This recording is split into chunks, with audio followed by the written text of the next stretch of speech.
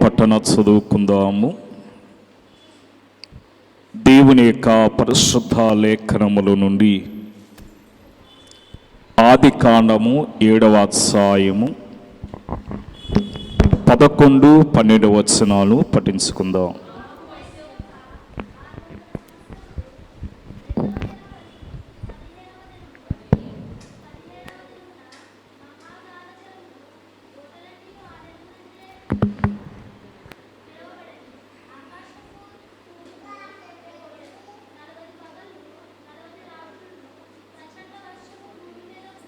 ప్రార్థన చేసుకుందాం. సకల యుగముల యందు అక్షయుడును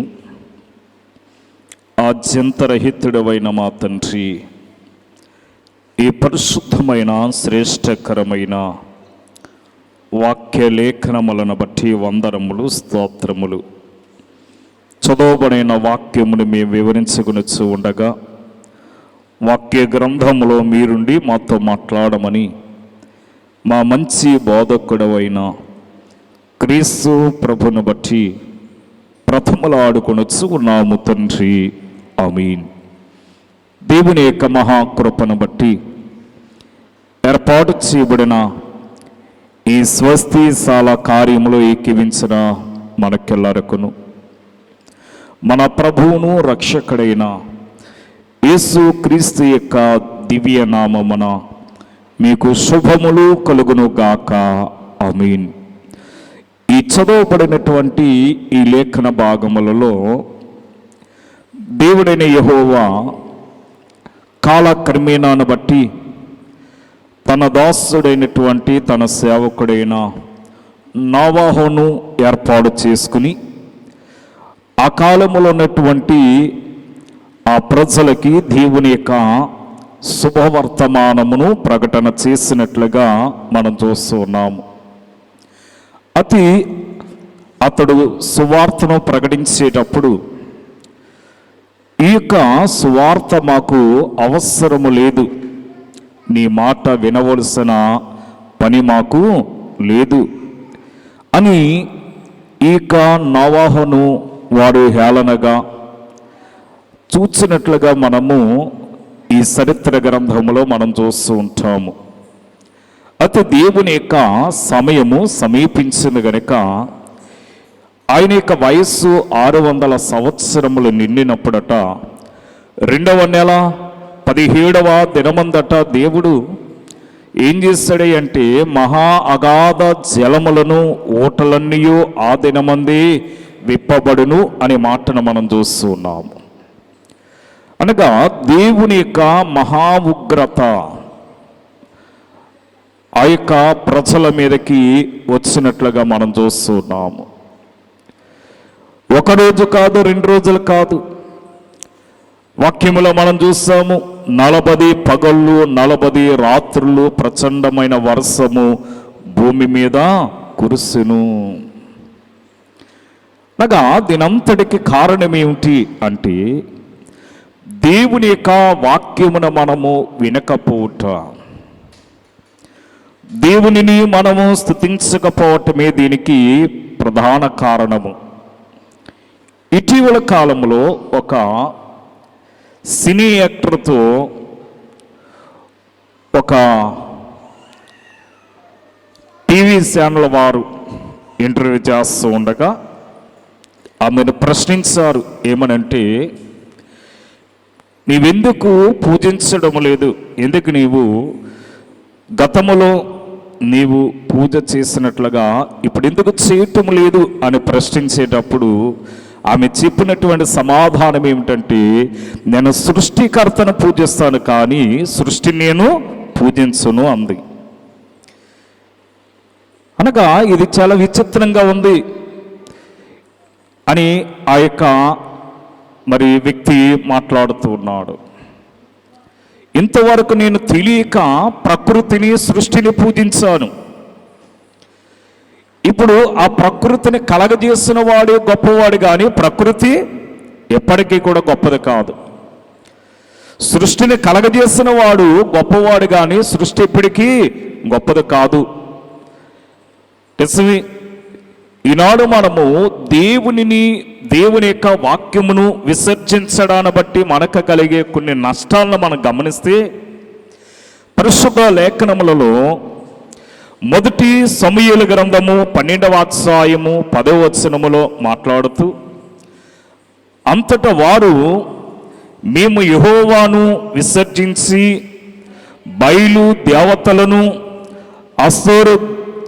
అస్తోరతు దేవతలను పూజించి మేమే పాపము చేసితిమి అంటున్నారు అక్కడ. కనుక మనము దేవునిని విసర్జించి మనము చేయకూడని కార్యములు చేయటాన్ని బట్టి మనం ఏం చేస్తున్నామట? పాపము చేసిన వారమై ఉన్నాం. అందుకే పాపము ద్వారా వచ్చిన జీతము మరణము. పాపమే పేదరికాన్ని కలగజేస్తుంది, పాపమే అనారోగ్యతను కలగజేస్తుంది, పాపమే అస్వస్థతను మనకి కలగజేస్తుందనే విషయాన్ని మనం గుర్తించాలి. దేవుని విసర్జించే వారికి కలిగే నష్టాలలో ఈ విషయము మనకి హోషేయ భక్తుడు తెలియజేస్తూ ఉంటాడు. హోషేయ గ్రంథము 7వ అధ్యాయము 13వ వచనానికి మనం వస్తే, హోషేయ గ్రంథము 7వ అధ్యాయం 13వ వచనములో, వారికి శ్రమ కలుగును.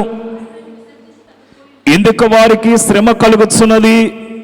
ఎందుకు వారికి ఇబ్బంది కలుగుతున్నది? ఎందుకు వారికి ఈ యొక్క పరిస్థితి ఏర్పడుతుంది అంటే, వారు నన్ను విసర్జించి తప్పిపోయి ఉన్నారు. వారు నన్ను విసర్జించారు, వారు నన్ను అవమానపరిచి, అనగా వారు నన్ను విడిచి వారు ఏం చేశారు? తప్పిపోయారు. అలాగున తప్పిపోటాన్ని బట్టి వారికి నాశనము కలుగును. వారు నా మీద తిరుగుబాటు చేసి ఉన్నారు, వారికి క్షయము సంభవించెను. నేను వారిని విమోచింపకపోయినాను, వారు నా మీద అబద్ధములు చెప్పెదరు. అబద్ధాలు పలుకుతారట. అనగా దేవుని యొక్క నామమును బట్టి వారు అబద్ధాలు పలికేవారై ఉన్నారు.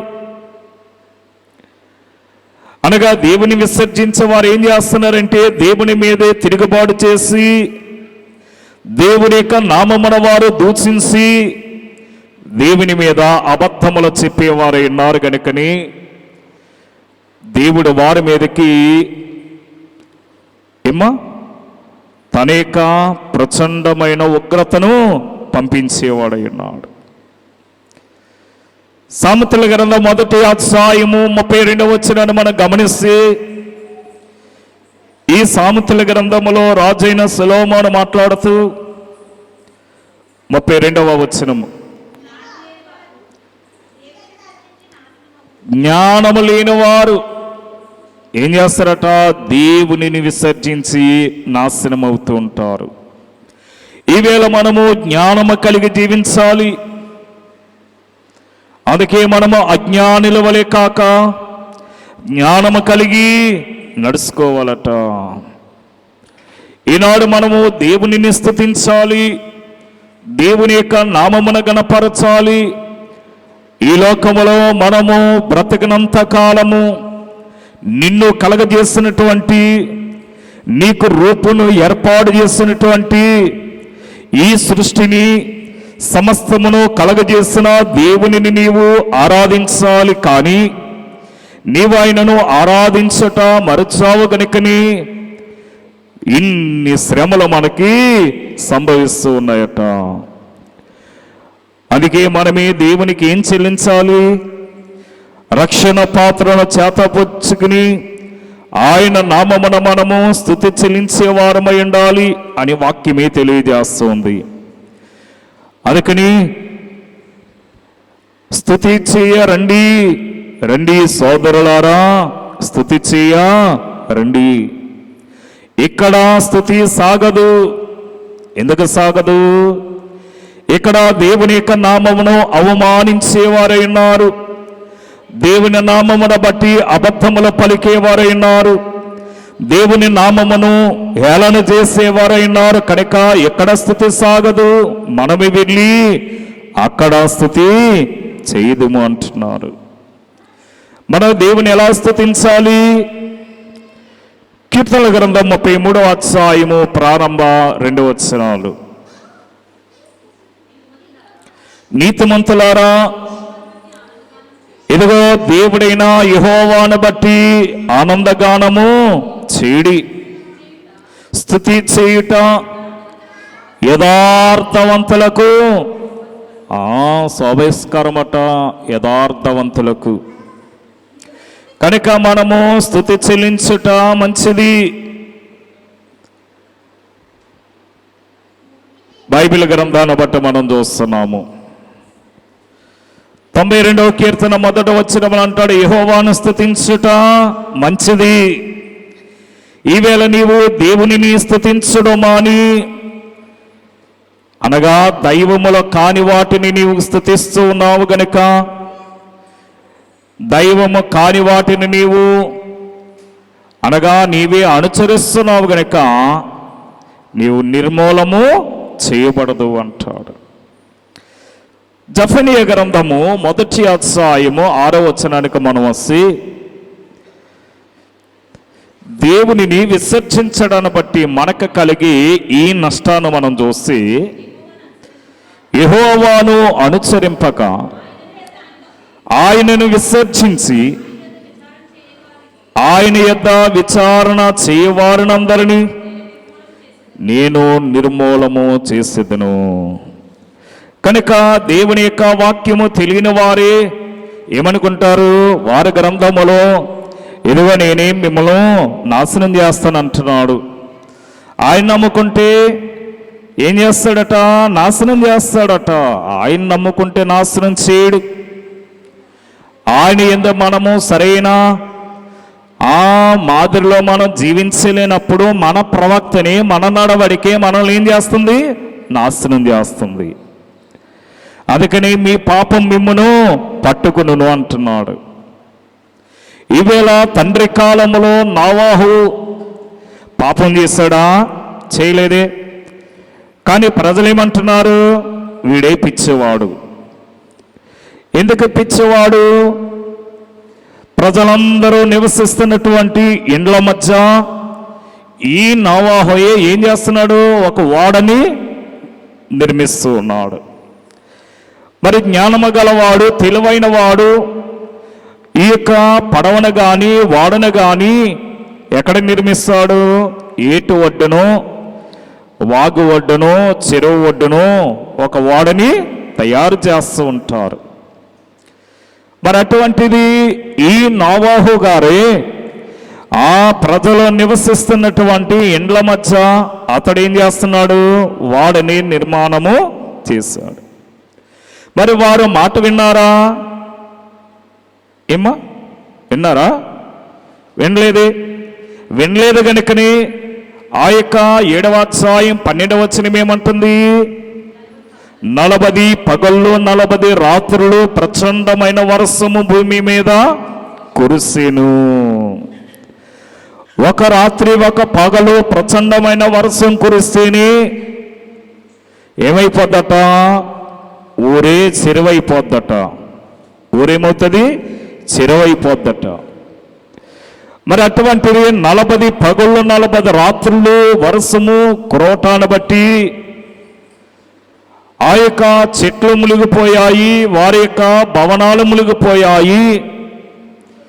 ఈ వాడెళ్ళి అరారాతు కొండ మీద నిలిచింది.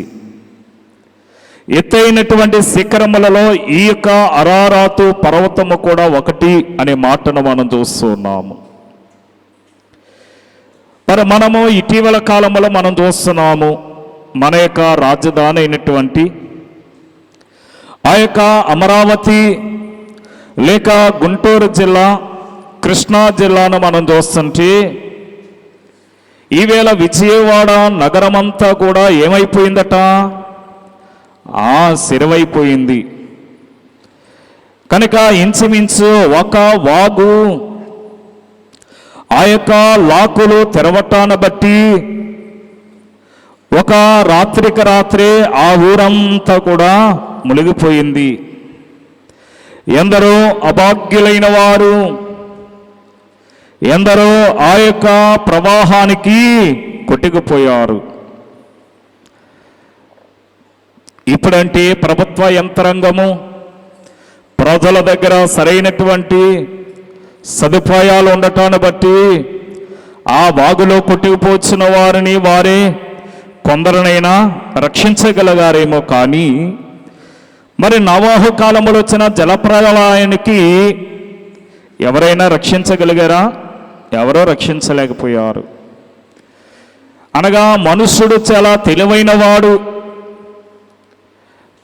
అందుకే అంటారు వీడికి చాలా గడుస్తుతనం ఎక్కువ అంటారు.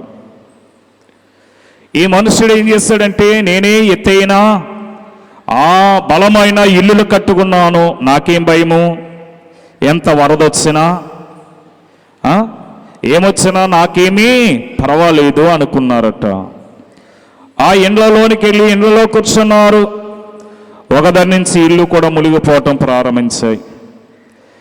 ఎత్తైనటువంటి చెట్లు ఎక్కడం ప్రారంభించారట. చెట్లు కూడా ఆ ప్రవాహానికి కొట్టుకుపోతున్నాయట. ఇంకెక్కడుంటారు?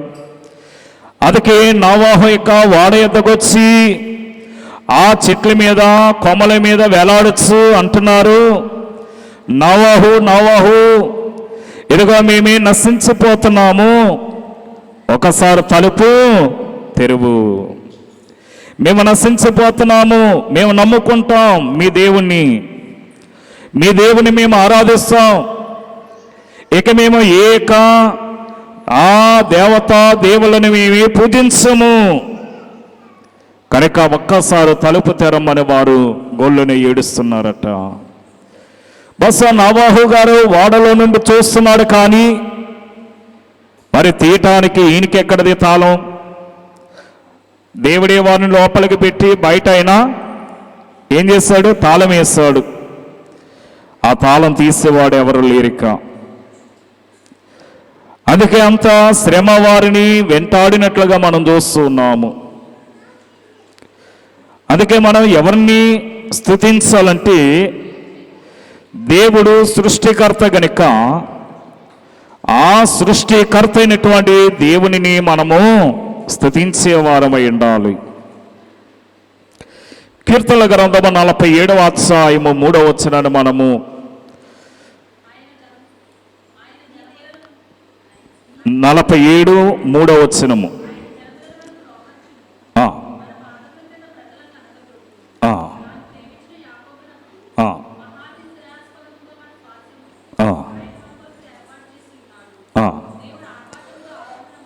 దేవుడు ఆర్భాటముతో ఆరోహణమాయును,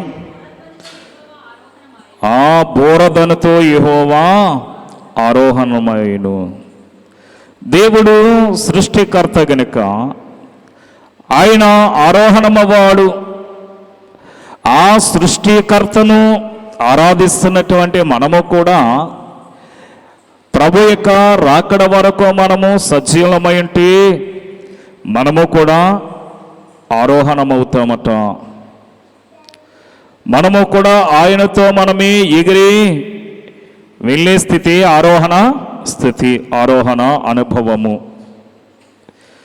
ఆయన మనకి ఏమై ఉన్నాడంటే రక్షణకర్త అన్నాడు.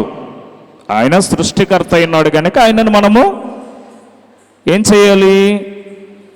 ఆయనను స్తుతించాలి. ఆయన ఏమై ఉన్నాడు? రక్షణకర్త అన్నాడు. ఆయన రక్షణకర్త అన్నాడు కనుక ఆయన మనం ఏం చేయాలి? స్తుతించాలి. ఈవేళ మరి ఆయనను మనము స్తుతించడము విడిచిపెట్టము కనుకనే మన మీదకి ఆపదలు విస్తరించాయి.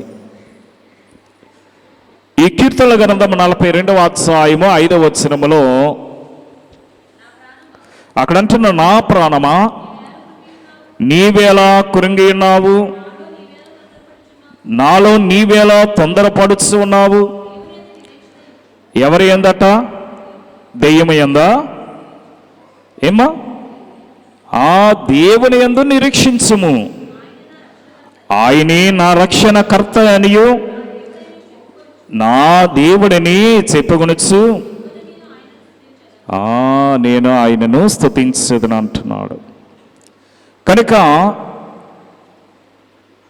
మరి ఈ దినాన మనము ఈ సృష్టికర్తను విడిచాము గనుకని ఏమొచ్చే మనకి ఆపదలు, బాధ, శ్రమ, శోధనలు రాలేదా? ఒకసారి మనము ఇర్మియా గ్రంథము 2వ అధ్యాయము 19వ వచనాన్ని మనం గమనిస్తే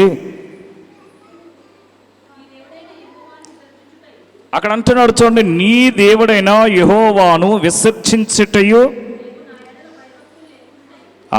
నీకు నా యెడల భయభక్తులు లేకుండాటయు. బాగా గమనించండి, అండర్లైన్ చేసుకోండి. అది నీవు నీ దేవుడైన యెహోవాను విసర్జించుటయు. చాలా మంది బిడ్డలు విసర్జిస్తూ ఉన్నారు దేవుని. చాలా మంది గర్వము, అహంభావము, అతిశయము అనగా వారిలో కలిగి దేవునిని వారు ఏం చేస్తున్నారు? విసర్జిస్తున్నారు. ఒకడంటాడు దేవుడు లేడు, దెయ్యము లేదు అంటాడు. మరి ఎక్కడంటాడు నిజమే, దేవుడుంటే ఇలాగెందుకుంటాం మనం? అనగా దేవుడు సమస్తమును కలగజేసినవాడు. చదువుదాం.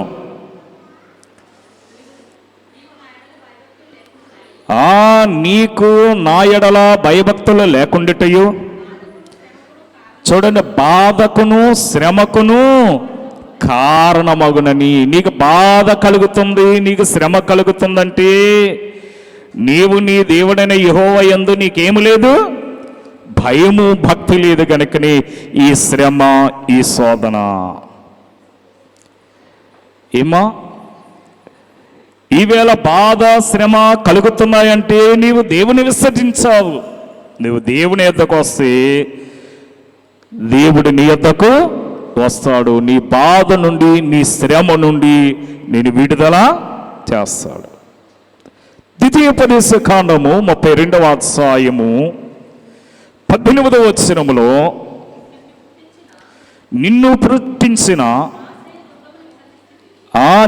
పుట్టించినటువంటి ఆశ్రయదుర్గముని నీవు విసర్జించావు. నిన్ను పుట్టించినటువంటి సృష్టికర్త అయినటువంటి దేవుని నీవు విసర్జించావు. నిన్ను కడిన దేవుని నీవు మరచిపోయావు.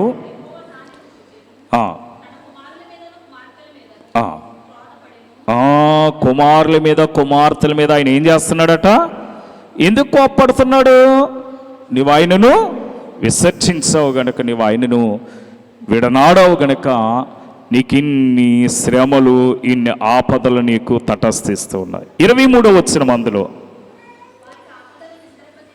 చూడండి, ఇక్కడ ఏం చేస్తున్నాడంటే ఇన్ని బాధలను పడినా నీకు నిన్ను కలగజేసినటువంటి నీ తండ్రి అయినటువంటి దేవుడే నీకు గుర్తుకు రావటం లేదు.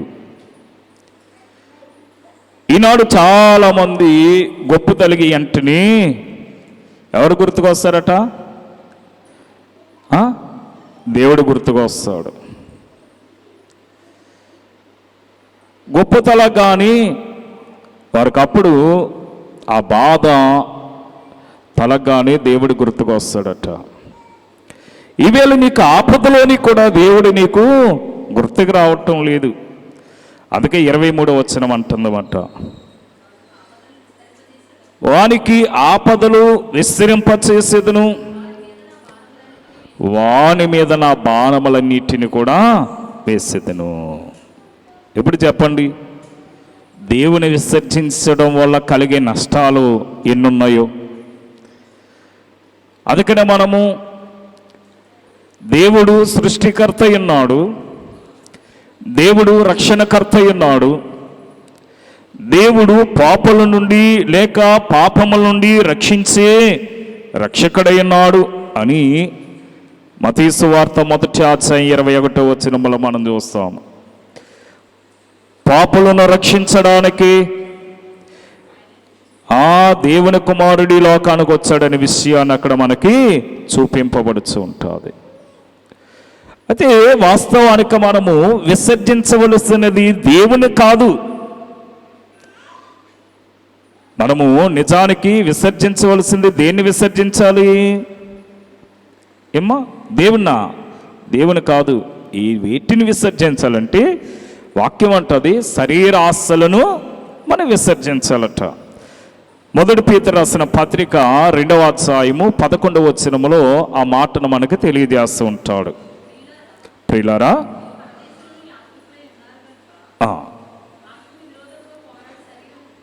ఆత్మకు విరోధముగా పోరాడు శరీరేచ్ఛలను విసర్జించి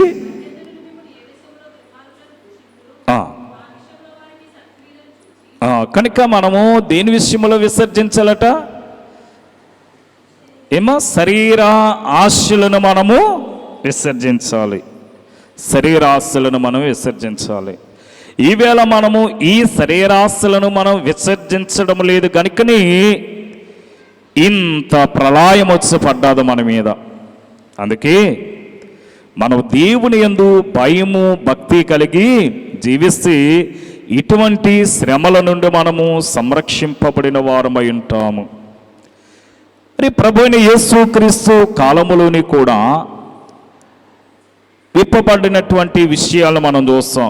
నోవహు కాలంలో ఆకాశపు తూములు విప్పబడ్డతే, కుమారుడైనటువంటి యేసుక్రీస్తు యొక్క కాలములోనట ఏమి విప్పబడ్డాయి అంటే మత్తయి సువార్త 16వ అధ్యాయము 19వ వచనములో ఉన్నట్టుగా, పరలోక రాజ్యం యొక్క తాళపు చెవులు నీకు ఇచ్చేదను, నీవు భూలోకమందు దేనిని బంధించదో అది పరలోకమందును బంధింపబడును, భూలోకమందు దేనిని విప్పిదవో అవి పరలోకమందును విప్పబడునని దేవుడు తెలియజేస్తున్నాడట. యేసుక్రీస్తు యొక్క కాలంలో మరి దేవుడు తన యొక్క దాసులైన వారికి ఇచ్చినటువంటి ఒక అధికారము, ఒక బాధ్యత. మీరు చూడండి, బాధ్యతలను అప్పగిస్తారు. మీరు ఎక్కడికైనా దూర ప్రాంతాలకు వెళ్ళేటప్పుడు మీ ఇంటిలో నమ్మకమైనటువంటి వ్యక్తికి, మీకు తెలిసినటువంటి వ్యక్తికి మీరేం చేస్తారో ఇంటి యొక్క తాళాలు అప్పగిస్తారు. ఆ తాళము తీయటానికి, తాళం వేయటానికి ఆ వ్యక్తికి అధికారాన్ని ఇస్తారు. ఈవేళ మనము దేవుని ఇంటిలో నమ్మకముగా ఉంటే దేవుడు మనకి ఏమిస్తాడట? పరలోకపు రాజ్య తాళాలే మనకి ఇస్తానంటున్నాడు. అది ఇక్కడ మనకి బంధకముల నుండి విడుదల మనకు చూపింపబడుతున్నది. అంటే అక్కడ మనం చూస్తున్నాము, మీరు భూమి మీద వీటిని బంధించదరో అంటున్నాడు. అంటే బంధించే అధికారము ఆయన మనకి ఇస్తున్నాడు. నిజమే. మరి మనము ఆ దురాత్మ పట్టిన వాళ్ళ విషయాల్లో మనం చూస్తాం.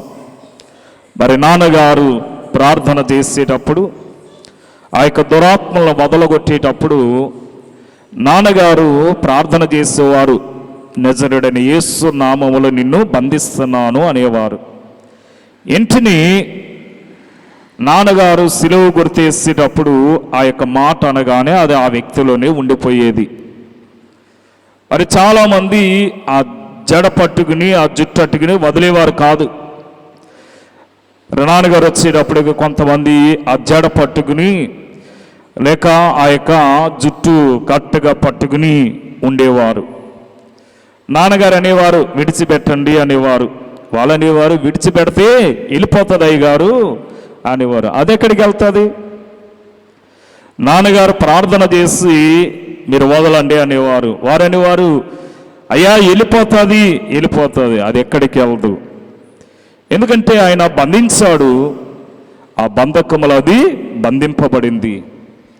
తర్వాత అది ఎప్పుడొచ్చిందో, ఎంతకాలము ఆ మనుష్యంలో ఉందో, వారిని ఎప్పటి నుండి పీడిస్తుందో అన్నీ చెప్పిన తర్వాత అప్పుడు మరలా దాని తప్పులు అది ఒప్పుకున్న తర్వాత నాన్నగారు దాని బంధకాలను విప్పేవారు, అది మరలా వెళ్ళిపోయేది.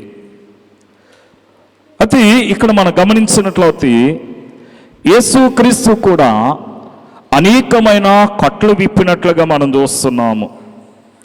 చూడండి, యేసుక్రీస్తు ఈ లోకంలోకి వచ్చేటప్పుడు ఆయన సువార్త పరిచర్య నిమిత్తం ఆయన వెళ్తూ ఉంటే ఒక విధవరాలి యొక్క కుమారుడు చనిపోయి ఆ పాడి కట్టుకుని, లూకా సువార్త 7వ అధ్యాయంలో ఆ విషయం ఉంటుంది.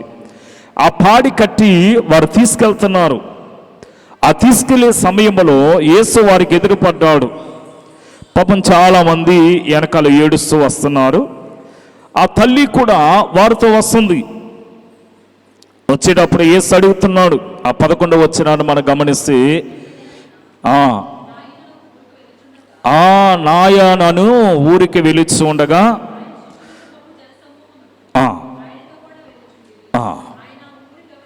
ఆయన ఊరి గవని ఎద్దకు వచ్చేటప్పటికి ఆ చనిపోయినటువంటి ఒక వ్యక్తిని ఆ ఊరు వెలుపలికి తీసుకుని వస్తున్నారట.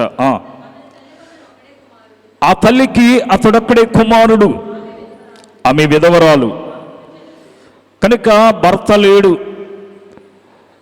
ఆమెను ఆదరించే వారు ఎవరు లేరు.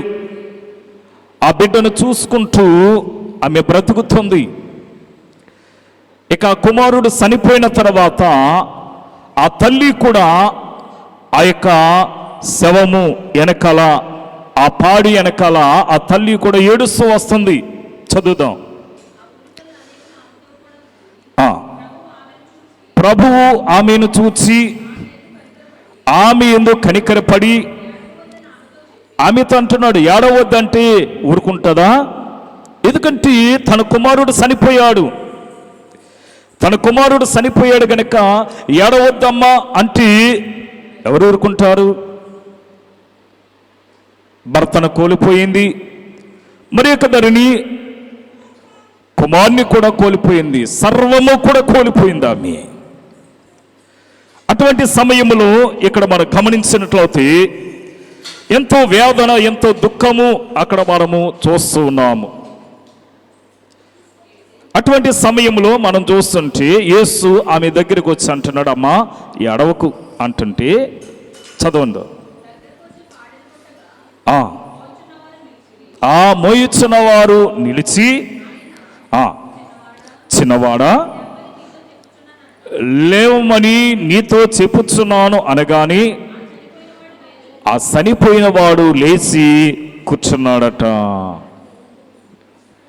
ఏమ్మా చనిపోయాడు, పాడి కట్టాడు, మోసుకుపోతున్నారు.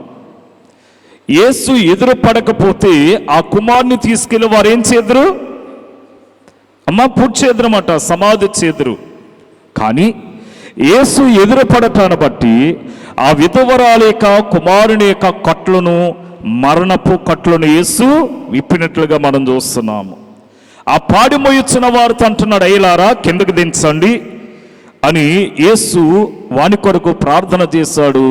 వెంటనే వాని కట్లు విప్పమనగానే ఆ యొక్క మరి కుమారుడు లేచి కూర్చుని వారితో మాట్లాడటము కొనసాగించాడు.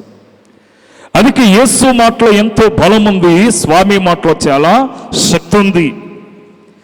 అటువంటి సృష్టికర్తను మనం విడిచి ఈవేళ సృష్టిని పూజించడాన్ని బట్టి మనము ఈ యొక్క శోధనను, శ్రమను మనము చూడవలసిన వారమై ఉన్నాము. మరి యొక్క విషయానికి మనం వస్తే యోహాను సువార్తలో 11వ అధ్యాయము 44వ వచనములోని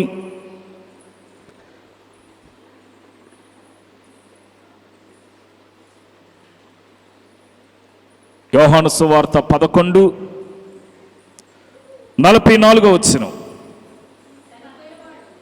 చనిపోయిన వాడు కాళ్ళు చేతులు పేత వస్త్రములతో కట్టబడినవాడై వెలుపలకు వచ్చును. అతని ముఖమునకు తువాలు కట్టి ఉండును. అంతటా యేసు, మీరు అతని కట్లను విప్పి వారికి ఆజ్ఞాపిస్తున్నాడు, అయ్యేలారా ఆ కట్లు విప్పండి అనగాని వారు ఆ కట్లు విప్పారు. వెంటనే చనిపోయిన వాడు లేచినట్లుగా మనము చూస్తూ ఉన్నాము. అలాగనే మత్తయి సువార్త 18వ అధ్యాయము 18వ వచనములోని కూడా ఒక చక్కని మాటను మత్తయి గారు తెలియజేస్తూ ఉంటాడు. అక్కడ అంటున్నాడు, భూమి మీద మీరు వేటిని బంధించెదరో అవి పరలోకమందును బంధింపబడును.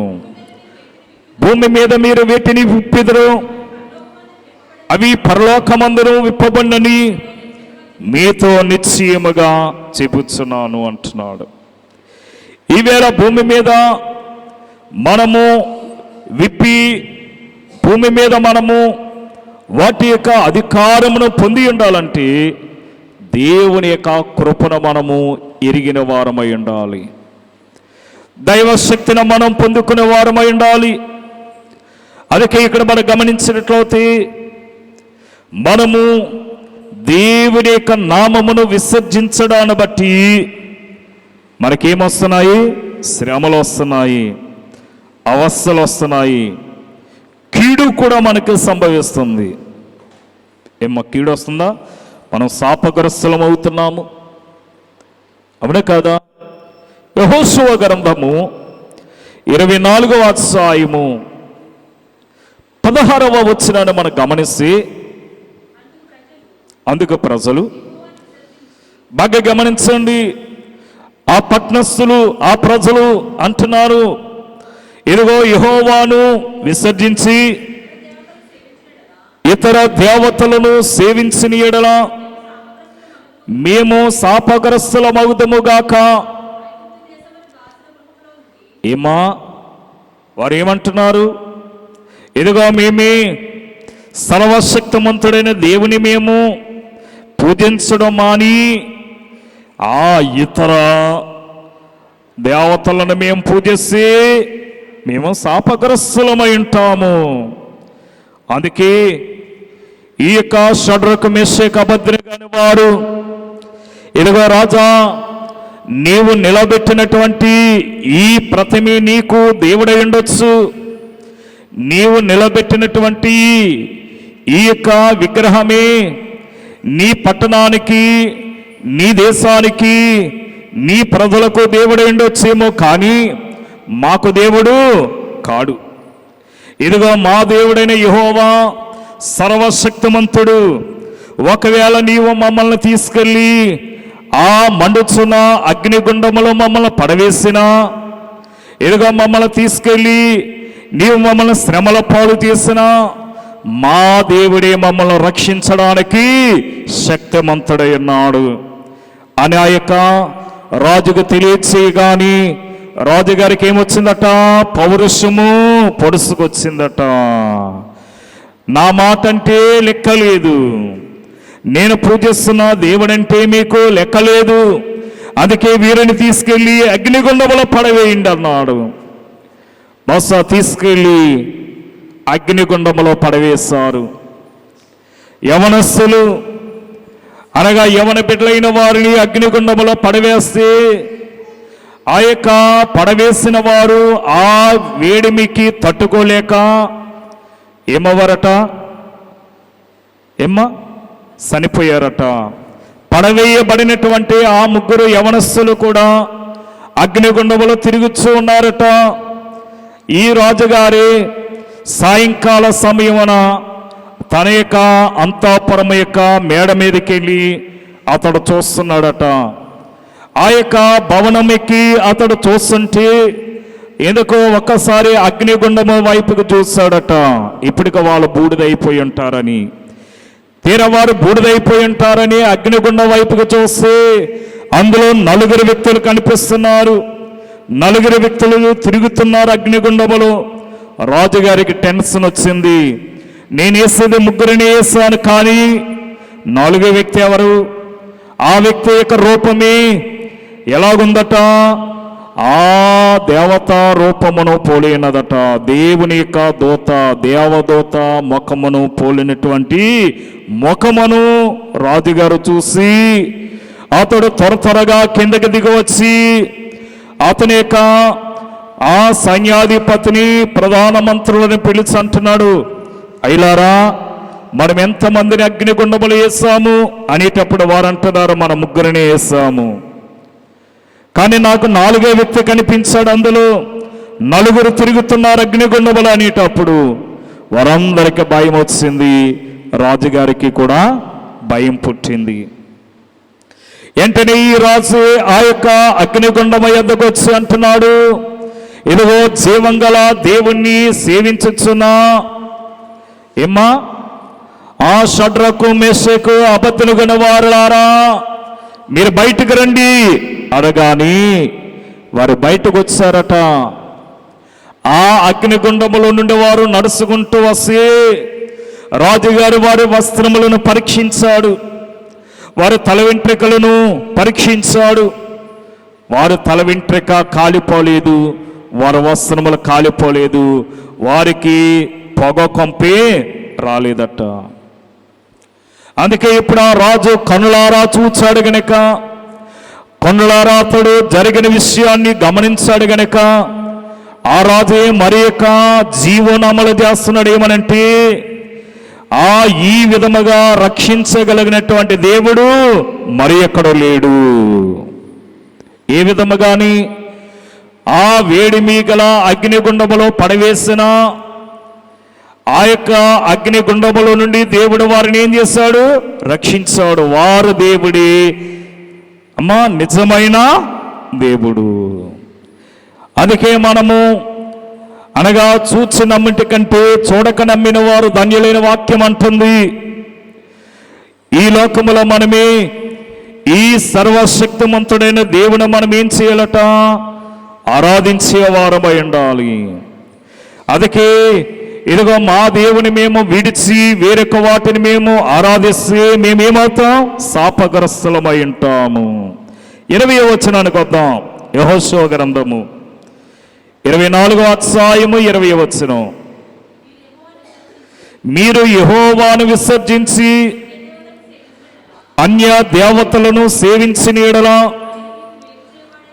ఆయన మీకు మేలిచ్చేవాడైనను మనస్సు తిప్పుకుని, బాగా గమనించండి, మనస్సు తిప్పుకుని మీకు కీడి చేసి మిమ్మను క్షీణింపచేననగా ఆ జనులు అట్లు కాదు, మేమే యెహోవాను సేవించదమని యెహోషువతో చెప్పుకొచ్చారట.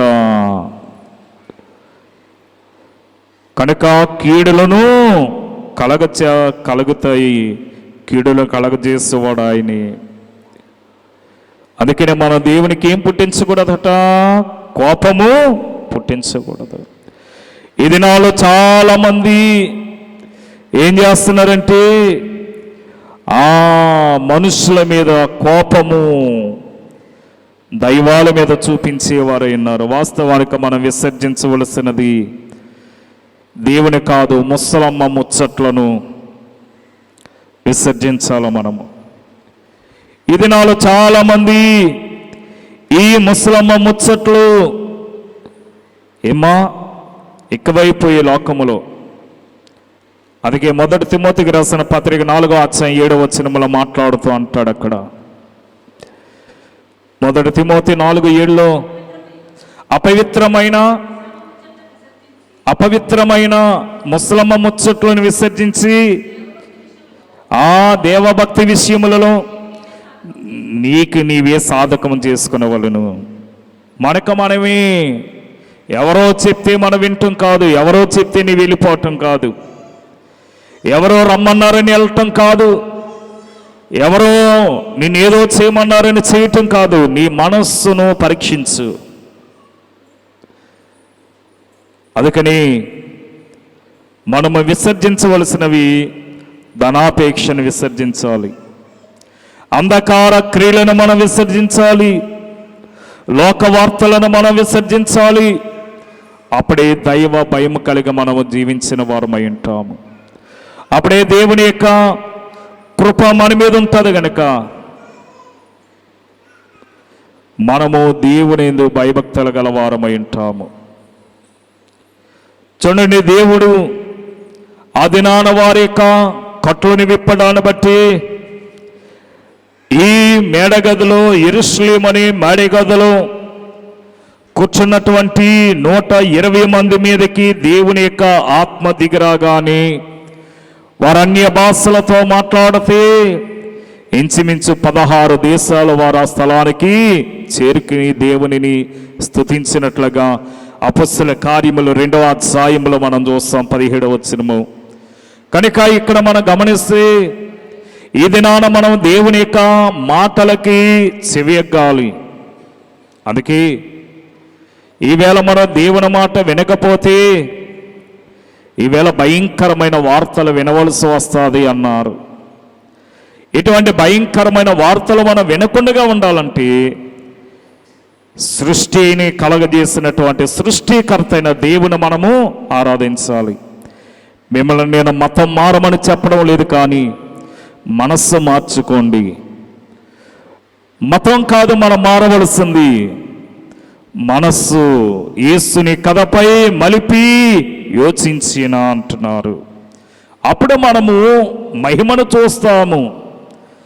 అందుకే మీరు ఏ కులస్తులైనా, ఏ మతస్థులైనా, ఏ జాతి వారైనా సరే మీరు చేయవలసిన ప్రార్థన ఒక్కటి: భూమిని ఆకాశమును నన్ను కలగజేసిన దేవుడు వట్ట నీవెవరవో నాకు కనపడే నాతో మాట్లాడు, మేము నిన్ను పూజిస్తామని మనం ఆయనను మనసారా పూజించాలి, మనసారా ఆరాధించాలి. అప్పుడే మన మనసుకు శాంతి లభిస్తుంది. అప్పుడే మన కుటుంబంలో ఆరోగ్యము, మన కుటుంబంలో శాంతి సమాధానం నెలకొల్పుతుంది. అలాగన మనలో విసర్జించవలసినవి విసర్జించండి, మనలో చేర్చుకునవలసిన వాటిని చేర్చుకుని దేవుని మహిమపరిచే గొప్ప ధన్యత దేవుడు మనకు అనుగ్రహించును గాక. ఆమీన్. కృపానిధివైన మా తండ్రి, నీకు అనేక వందనములు. కూడి వచ్చిన నీ బిడ్డలను దీవించండి ప్రభా. ఇంతవరకును నాయన పాటల యందును, నాయన ఇదిగో ప్రార్థనల యందు, స్తుతుల యందు, వాక్య పఠనంలో ఉండి మాతో మాట్లాడవు, నీకు అనేక వందనములు. నాయన ఈ యొక్క మైకా యంత్రము ద్వారా ఎందరైతే ఈ వాక్యాన్ని వింటూ ఉన్నారు, వారందరి మనస్సులను ఇవి ఆకర్షించమని నేను ఎడవను ఎడబానిని వాగ్దానం చేస్తున్న యేసు నామములో వేడుకొనుచున్నాము తండ్రి. ఆమీన్. మరణాత.